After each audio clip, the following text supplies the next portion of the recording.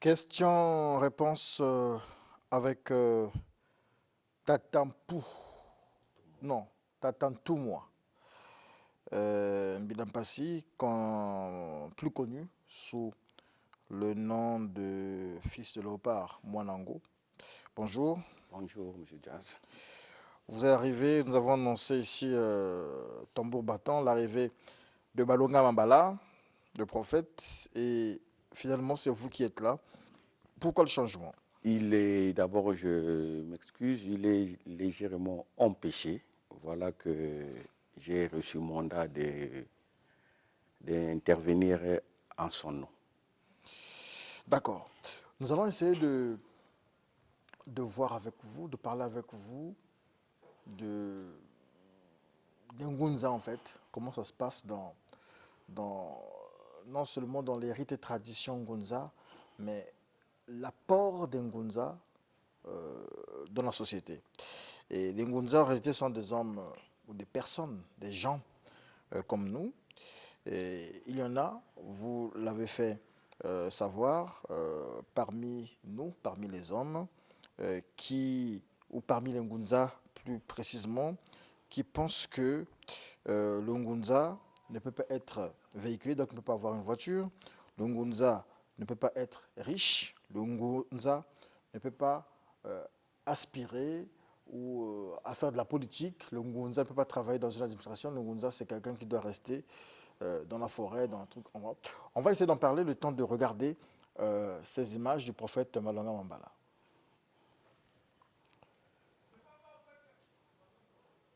Alors, Tandi Mangani, est-ce que les images sont prêtes? On me dit que les images ne sont pas prêtes. Qu'à cela ne tienne, Tatantoumou, voilà. Tatantoumou, Mbilampasi. Les Ngunza aujourd'hui, parce que quelqu'un m'a dit, je vais prendre un exemple, quelqu'un m'a dit, je ne sais pas si c'est vrai, à Pointe-Noire, parmi les fans club du Pointe-Noire, ils ont dit, ils étaient surpris de voir Malonga Mambala, le prophète, en plein centre-ville. Je pense qu'ils cherchaient un local pour, je ne sais pas moi, des bureaux, quelque chose comme ça. Mais il était habillé en jean et en jean ou en veste, quelque chose de ce genre. Est-ce que les Ngunza, parce que les gens ont l'habitude de vous voir comme ça, on se dit que dans la rue, vous devrez marcher du pied. Or, on vous voit avec des habits de blanc, avec des costumes, on fait tout ce qui n'a rien à voir avec l'Afrique. Mais d'abord, si il y a des Ngunza qui se comportent ainsi, c'est parce que les anciens, Ngunza d'abord, ils n'avaient pas l'esprit. C'est comme aujourd'hui, vous prenez deux logiciels antagonistes et vous les mettez dans un même ordinateur. Moi, je pense que cet ordinateur aura des difficultés à se faire marcher. Parce qu'aujourd'hui, c'est Ngunza qui croit que le Ngunza doit être diminué, c'est Ngunza qui ne peut pas avoir de voiture, qui ne peut pas avoir une vie assez aisée. Moi, je pense que c'est un problème de l'esprit. Et si on constate bien tous ces Ngunza-là, ce n'est pas des Ngunza, parce que un Ngunza, ces Ngunza-là, ce sont des Ngunza chrétiens. Parce que Qu'est-ce qui définit un Ngunza, simplement? D'abord, ce qui définit un Ngunza, d'abord, c'est l'esprit qui l'habite. Si nous, les Ngunza, nous prions Dieu, mais Dieu n'est pas pauvre. Mais si c'est un Ngunza qui prie Dieu et que ce Dieu-là est pauvre, mais il est pauvre d'abord. Celui qui prie Dieu, ce pasteur-là, il est pauvre, il est malheureux. C'est-à-dire, il n'a pas de maison, il n'a jamais épousé sa femme, et il vit dans un état démuni. Ce qui veut dire qu'il ne représente pas son Dieu. Donc, ces qualités de Ngunza-là, si vous le voyez bien, ce n'est pas les Ngunza messages, mais ce sont des Ngunza chrétiens qui sont dans cet état de pauvreté, qui croient à cela. Ça démontre déjà que l'esprit qui anime ces Ngunza-là, c'est un faux esprit. Parce que nous, ce qu'on sait, en fait, dans l'entendement populaire, le Ngunza ne peut pas entrer dans un avion, lui doit attendre simplement il va marcher ou bien il prend une pirogue. Le Mais Ngunza, voilà, je dis que c'est pas des vrais Ngunza. Parce que Dieu que nous prions, il dit que les richesses lui appartiennent. Mais vous prenez l'authenticité. L'avion, c'est pas mais, l'authenticité, ça n'a rien à voir avec. attends, mais l'authenticité ne veut pas dire que Vous, il faut la pirogue, prenez votre il- pirogue, c'est pas moi, non, vous non, allez. l'authenticité ne veut vous pas allez dire apprendre. cela, c'est ça en jazz. Parce que là, le débat va aller sur la création. Le débat va aller sur la création. Si tu dis que nous ne pouvons pas prendre l'avion, nous en tant qu'Ngunza ou en tant qu'Africains, mais je dirais que le blanc ne peut pas prendre l'ascenseur parce que ça a été créé par un noir. Non, le débat n'est pas à ce plan-là. Le débat n'est pas à ce plan. Moi, je dirais que l'homme blanc ne peut pas avoir le réfrigérateur chez lui parce que ça a été créé par un noir. Ça, c'est le monde de la création. Nous sommes dans un état spirituel. C'est-à-dire l'Africain a créé, l'homme blanc a créé, nous sommes dans un marché, tout le monde vient acheter les créations de l'autre. Mais ça veut dire que les Blancs, comme vous le dites aussi, hein, je prends vos mots. Non, je peux dire même ils ont- l'Occident. Les Occidentaux, tout ce que vous voulez. Ils ont mené le christianisme. Oui. Les gens sont libres d'aller dans le christianisme, en fait. Non, non. Comme non. vous êtes libre d'utiliser l'avion. Voilà que je répète encore, M. Diaz, le système de croyance. On ne refuse pas que nous faut aller dans le christianisme. Le christianisme a été amené comment? Comment que c'est arrivé chez nous? Comment? C'est-à-dire le mobile, c'est ça la fondation. Le christianisme est arrivé par le biais de la colonisation. Le christianisme est arrivé par le biais de la colonisation. Sans la colonisation occidentale, on ne saurait pas qui est Jésus. Moi, j'ai toujours pris un exemple simple. Si le Congo était colonisé par les Chinois, moi, je crois qu'on serait des bouddhistes. On serait des bouddhistes. Donc, le problème, dire que non, aller dans le christianisme, ça, je ne l'appuie pas. Est-ce que votre message passe, Tata Ntomoa? Est-ce que le Ngunza message passe quand même? Mais bien sûr, le Ngunza message passe. Si le message de Ngunza message ne passait pas, je te dirais d'abord que moi qui te parle, Tata Ntomoa, qui est connu dans ce pays, ne serait pas respecté ni connu. Parce que lorsque ton message ne passe pas, les gens ne prêtent même pas attention à toi. Et moi, même dans certaines villes, dans certains quartiers de la ville, et si je me présente, c'est des gens qui sortent dans les ruelles pour me voir. C'est parce qu'ils écoutent à cela. Donc, si nous venons ici pour distraire, moi je pense que tous ces gens-là ne pouvaient pas nous pousser, que non continuer dans cet élan-là. Vous êtes en train d'éveiller le peuple. On va suivre cette vidéo. Le temps pour moi de vous poser une question sur les étoiles que vous avez. Ça fait 6 étoiles quand je compte. D'abord, sur votre front, il y a 3 étoiles. Qu'est-ce que ça représente? Mais d'abord, c'est 7. C'est 7 étoiles. J'en compte. J'en vois que 6. Il y a 3 ici. Ça fait 6. Et le 7e est derrière, d'accord. Voilà. Donc les 3 sur votre front, qu'est-ce que ça représente? Bon, les 3 étoiles nous présentent la maîtrise. C'est-à-dire? La maîtrise de la spiritualité Congo, qui est basée sur le Nsaku, le Mpanzo et le Ndinga. C'est la même chose avec ce qu'on voit sur la poitrine? Voilà. Là, c'est le Père, le Fils et le Saint-Esprit? Non. Ça n'a rien à voir avec le Père, le Fils et le Saint-Esprit. Le Saint-Esprit n'existe même pas, ça a été créé. Bon, ça a été créé par... Et dans votre dos, l'étoile? Donc, le tout, j'ai 7 étoiles. L'étoile de derrière, ça représente quoi? Non, c'est-à-dire, moi, je prends les 7 chiffres que j'ai. D'accord. Les 7 étoiles que j'ai représentent la perfection spirituelle. Ce qui veut dire que le 7e degré de la spiritualité Congo, j'ai atteint la perfection. Après d'abord, c'est-à-dire le 1, après d'abord la reconnaissance, l'amour, la puissance, la guérison, le pardon. Voyez-vous, après avoir passé toutes ces étapes-là, nous arrivons à l'étape de la perfection qui est le chiffre 7. Le pardon. Oui. Vous avez pardonné les Blancs qui ont colonisé? Non. Mais on ne peut que les pardonner. On ne peut que le pardonner. C'est eux qui ont fait du mal en Afrique. Nous n'avons pas fait du mal à l'Occident. C'est eux on a fait du mal. Vous les avez pardonnés? On ne peut que les pardonner. D'accord. C'est pas mauvais. On va suivre ces images. C'est pas mauvais.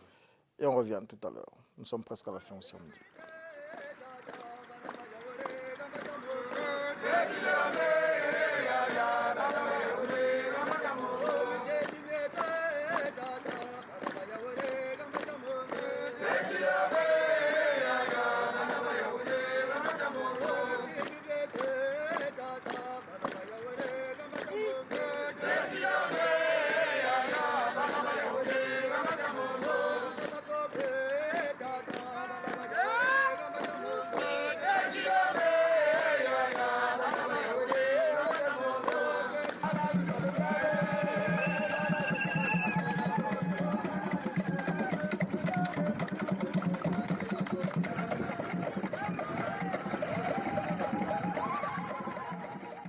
Voilà, ce sont des images. On peut continuer à voir les images, s'il vous plaît.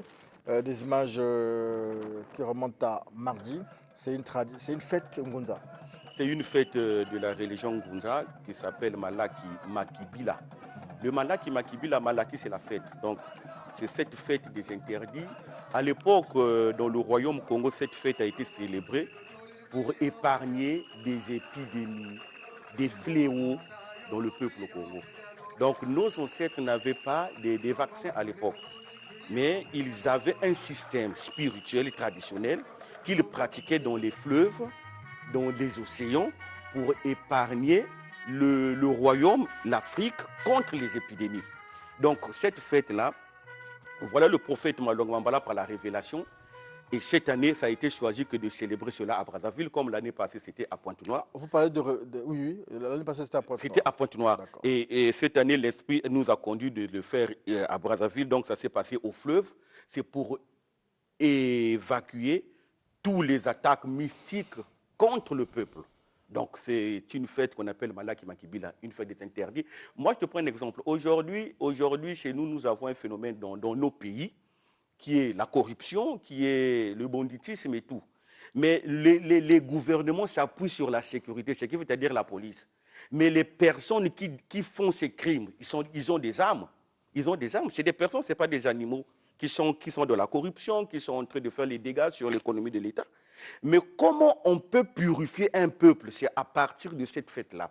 Si l'État était conscient de reconnaître la tradition, ce qui veut dire que ça serait une journée fériée, ça serait férié sur toute l'étendue du territoire, où les chefs traditionnels, Ngunza, allaient dans les fleuves pour purifier afin que cet esprit des mauvaises habitudes épargne le peuple. Parce que quelque part, c'est un envoûtement. Comment quelqu'un qui a des diplômes, qui a étudié et qui prête serment, qui veut diriger une institution d'État, mais qui se permet de prendre de l'argent et garder chez lui.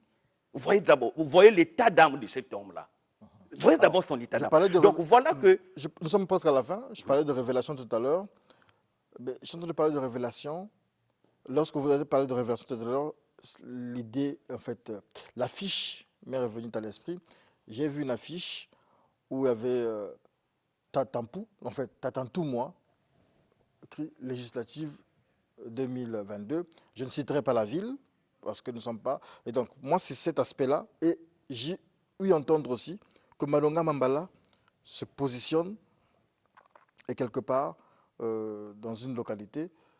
Vous avez profité de l'aura, de la notoriété que les médias vous ont donnée aujourd'hui pour vouloir vous lancer dans la politique. Parce que hier, Malonga Mambala, Tatampou devenu Tatantou, moi, ne parlait que de Dieu. Donc quoi tous les aujourd'hui, vous êtes en train de glisser petit à petit dans l'action politique.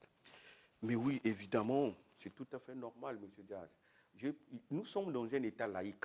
Le Congo, c'est un État laïque. Mais moi, je pense qu'il n'y a pas une fête congolaise. Tous les fêtes que nous célébrons au Congo, c'est des fêtes chrétiennes. Le Congo n'est pas un État chrétien. Et toutes ces fêtes-là, c'est des fériés. Mais si aujourd'hui, la fête de Noël, qui est la naissance de Jésus, qui est soi-disant sauveur des chrétiens, est fériée, mais pourquoi pas la fête de Matua, qui est le libérateur des Congolais à l'indépendance, soit aussi fériée? Ça devait être équitable. Si nous observons bien, la laïcité n'est pas respectée. La religion Ngunza est lésée. Je dirais même l'islam est lésé. On devait partager tous ces fêtes-là. C'est-à-dire, il y a férié aujourd'hui. On ne refuse pas. On ne dit pas de rayer la Pentecôte, la Pâque et tout. Mais on est dans un État laïque. Il faut qu'il y ait la part des choses. Nous devons revendiquer nos droits. Le pouvoir, il est parlementaire. Voilà que nous devons rentrer dans le Parlement. Moi, je serai candidat pour réclamer. Je comprends. Je te prends un exemple aujourd'hui. Oui. Nous sommes Congolais. Mais nous tous, les Congolais, nous mangeons le manioc. Si tu ne manges pas le manioc, au Golia Pondou, ce qu'au Golia Pondou, tu vas utiliser aussi le tubercule. Mais pourquoi pas le Congo peut même célébrer une fête comme la journée nationale du manioc et Zalata férié? C'est notre tradition. Nous n'avons pas une fête. En fait, même la fête du 15 août, ce n'est pas une fête congolaise. Vous voulez en fait entrer en politique, toujours dans le cadre de votre combat de faire accepter les traditions. Voilà. On n'a pas une fête traditionnelle, journée des traditions Congo. une journée fériée, où Batouangoué Bali, les gens de Nzobi, tout ce monde-là, c'est férié. C'est nos valeurs. Nous n'avons pas de fête. Même la fête du 15 août, ce n'est pas une fête congolaise. La fête congolaise, c'est le 13 août. Et le 15 août a été amené par le président Youlou, en disant que remettons le Congo aux mains de Dieu parce que le 15 août, c'est l'ascension du Marie, la mère de Jésus qui va au ciel. Donc, Timbo Kanamaboko, Anzabi, catholique et Kelikolo. Mais nous devons revenir au 13 août. Voilà que c'est des choses à réclamer. C'est une nation. Nous ne pouvons pas perdre nos valeurs comme ça. Voilà que nous rentrons afin que nous proposons aux autorités, si moi je suis élu, nous proposons aux autorités, il faudrait qu'il y ait une journée de tradition Congo. D'accord. Merci beaucoup. On me dit que c'est la fin, c'est ça? Voilà. On me dit que c'est la fin de notre entretien. Tata Ntoumwa, je m'habitue à ça, Tata Ntoumwa Mbilapasi. Nous avons parlé un peu de ce qui se passe chez les Ngunza. On peut toujours voir les images là, quand on se sépare. On vous dit merci d'être passé ce matin. Votre parfum aujourd'hui, il est trop fort. C'est quel parfum? C'est Mamanzinga. C'est pas... Non, c'est un parfum. C'est pas Christian Dior. Non, non. Mais Christian Dior aussi n'est pas mauvais. C'est pas mauvais. Vous utilisez ça? Mais c'est pas mauvais. Parce qu'on me dit par que circonstance. Généralement, vous utilisez bébé joli soir. Le parfum se prend par circonstance. Vous utilisez généralement joli soir, non? C'est ça? Mais voilà qu'on appelle ça, c'est un parfum d'envoûtement, ça c'est contre les mauvais esprits, ça c'est un parfum d'attirance. C'est par circonstance. Et tu pourras aussi m'entendre avec Christian Dior et tout, c'est pas mauvais. Il n'y a pas de souci. C'est ça. Merci beaucoup, vos contacts et les références de la communauté Ngunza.